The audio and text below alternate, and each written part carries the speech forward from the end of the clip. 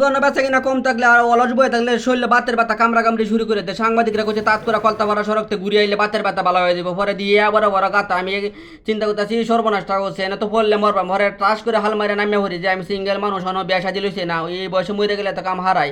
তো গরিবের রাস্তা মাস্তা দেখে নিজেরই এখন খারাপ লাগতেছে সর্বনাশটা করছে ইয়া বড় বড় গাতা এন ফাঙ্কাশ মাছ আর রাখবো আমার সাইডে দিলে একটা খায়া ইয়া মোটা হয়ে দেবো। পরে চিন্তা করলাম একটু সাংবাদিকতা করি কয়েকটা ছবি টবি তুলে লইয়ে দেয় পত্রিকা দেয় এমনি মানুষে দেবো গরিবের আমরা অবস্থা।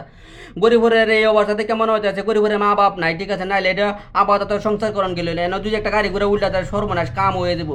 লক করে জায়গা এটা ঠিক আছে। একবার দেখছিল গরিপুরের এক সাংবাদিক রয়েছে দিবাই গরিপুর থানার সামনে একটা নিউজ লিখছে যে এই বাংলা রাস্তায় গর্ভবতী নারী সন্তান জন্ম দেওয়াছে তো এনে যদি এই অবস্থা হয় তাহলে ময়মনসিং নেওয়ার পথে এই রুগী এনে ওই ডাইল হয়ে দেবো যে কোনো রুগী হাড় ভাঙা রুগী হোক বা মাজা ভাঙা রুগী হোক। পরে রাস্তা মাস্তা পরিদর্শন করে কইতেছে যে শুনুন আমার কমার এখন দৌড় আলছে কমারটার মধ্যে গামছাটা বাঁধল না আপনি একটু বাঙ্গাটা ভারণ ভরে রিক্সার মধ্যে উঠবাম। পরে হেলে করতেছি এই পশ্চিম আমি একটু সামনে আঁকবেন ঘরে আঁকবাইছে মানে আমি রিক্সার মধ্যে উঠছি চিন্তা করছি যে বাতের ব্যথা বলা হয়েছে মরণের আর ইচ্ছা নাই ঠিক আছে যে বড় বড় কথা সর্বনাশটা হলে আর উপায় নাই। পরে রাস্তা মাস্তা দেখে আয়া হচ্ছে আয়ারে হেরে কোথায় বারাটা রাখবেন হরে হেললা খুশি হয়ে হাফ ডাউনে 60 টাকা রাখছে তা 60 টাকা রাখলে পরে চিন্তা করলাম এলা জায়গা দোকান খুলি গা মানুষের একটু সেবা টেবা দিয়ে গিয়ে